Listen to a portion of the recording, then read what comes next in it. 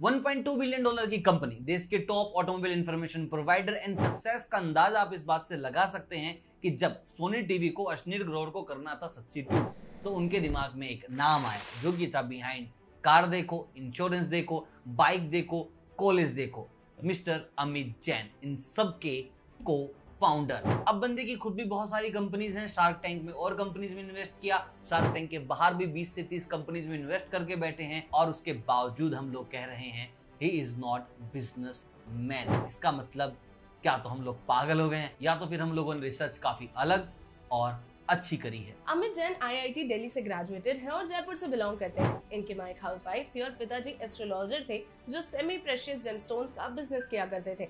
इसमें अमित को कोई भी इंटरेस्ट नहीं था, पर उनके भाई अनुराग अपने पिता की हेल्प किया करते थे। इस दौरान अमित ने पहले तो 1 साल टाटा कंसल्टेंसी फर्म में काम किया था, जिसके बाद ही ऑक्सटिन टेक्सास चले गए थे। ट्रिलॉजी कंपनी में 3 प्रमोशंस मिले थे इनको काम करने के लिए, डिलीवरी मैनेजर, प्रोडक्ट मैनेजर, और इसके बाद उनको वापस इंडिया आना पड़ा क्योंकि इनके पिताजी को कैंसर हो गया था। पर ये अपने साथ एक सपना लेकर आए थे कि इंडिया में कुछ तो कर ही लूंगा। अब 2007 में अमित जैन वापस तो आ गए थे, लेकिन बीइंग अ बिजनेसमैन उनका पहला स्टेप क्या होना चाहिए था कि यार पापा के धंधे को ना आगे बढ़ाते हैं। लेकिन उनका जो फर्स्ट स्टेप था वो ये था कि उन्होंने अपने पापा के धंधे को बंद ही कर दिया। इट मीन्स बिजनेसमैन वाली तो ये कोई बात नहीं, और अपने भाई के साथ मिलकर उन्होंने गिरनार सॉफ्ट की बिगिनिंग की, जो कि एक आउटसोर्सिंग कंपनी थी, एंड 1 साल में बहुत तगड़ा पैसा खड़ा कर दिया। अब बिजनेसमैन भी होते तगड़े तो क्या करते, और बुरी तरीके से इन्वेस्ट करते और बड़ा अपना एम्पायर खड़ा करते। लेकिन उन्होंने क्या किया, पैसा सारा लगा दिया स्टॉक्स में, और स्टॉक्स में पैसा लगा देने के बाद वो हुए शून्य पे सवार, यानी कि जीरो में तब्दील हो गए 1 करोड़ रुपए। यहाँ पर हालात थोड़ी उनकी बिगड़ जानी चाहिए थी, जो कि बिगड़ी भी, इनके एम्प्लॉइज काम छोड़कर गए भी। लेकिन ये अपने भाई से बोलते हैं कि यार एक ऑटो एक्सपो लगाया, चल वहां चलते हैं, देखते हैं कुछ काम की चीज मिल जाए उनको। और वही हुआ, ऑटो एक्सपो में गए, बहुत सारी चीजें पसंद आई। लेकिन एक चीज जो अमित जैन को खटक रही थी वो ये थी कि सब कुछ ऑफलाइन क्यों है। मुझे किसी भी कार के बारे में कुछ भी जानना है तो मुझे एक स्पेसिफिक बंदे के पास जाना पड़ता है कि भाई बताओ कितनी पुरानी है, कितनी नहीं है, कौन का पहला ऑनर था, क्या रिटेल क्या रीसेल। बहुत ज्यादा परेशान हो गए थे अमित जैन, और वहां से उन्होंने डिसीजन लिया कार देखो का। अब देखिए हिसाब क्या बनता है। इन्होंने कार देखो क्यों स्टार्ट किया था, एक प्रॉब्लम के चलते कि हर इंसान परेशान है, तो चलो इस परेशानी का सॉल्यूशन ढूंढते हैं, यानी कि कार देखो बनाते हैं। तो ये तो हो गया भाई स्टार्टअप वाला फंडा, ना कि बिजनेसमैन वाला फंडा, और अपनी भाई गिरनार सॉफ्ट के अंडर इस वेंचर को कर दिया स्टार्ट। पर इस बार इनको काफी ध्यान देना था क्योंकि ये एक बार लॉस झेल चुके थे और इस बार इनके पास 50 एम्प्लॉयज थे जिनके बारे में इनको सोचना था। अगर आप कार देखो के बारे में नहीं जानते हैं तो इस ब्रीफ को थोड़ा ध्यान से सुन लेना। कार देखो एक वेंचर है जिसमें जो यूज कार्स होती हैं उनको रीसेल किया जाता है। कार देखो यूज कार्स को खरीदता है और फिर डीलर्स को बेच देता है। साथ ही इसमें आपको पता चलता है कि कौन सी कार में क्या क्या फीचर है। साथ ही कार देखो इंश्योरेंस भी बेचता है, और ऐसे ही उनके पास एडवर्टाइजिंग, डिजिटल मार्केटिंग और सॉफ्टवेयर डेवलपमेंट से भी काफी अर्निंग हो जाती है। देखिए बहुत बड़ा बेनिफिट अमित जैन को मिल सकता था इंटरनेट से, जो कि उन्होंने लिया, लेकिन एक बिजनेसमैन के तौर पर नहीं। 75% लोग गाड़ी खरीदने से पहले इंटरनेट पर सर्च करते हैं, ये बात कहनी है एक रिपोर्ट की,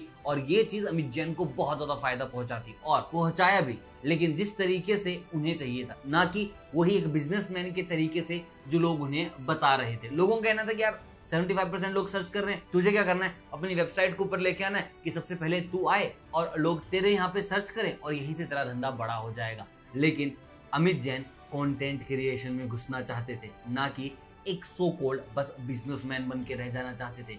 उन्होंने अपनी जर्नी स्टार्ट की फिर यूट्यूब से, और आज उनके 8 लाख सब्सक्राइबर्स हैं कार देखो के, और अभी भी आफ्टर डूइंग शार्क टैंक और इतनी बड़ी पोजीशन पे आने के बाद भी डेली कंटेंट आता है अबाउट कार्स। That's all.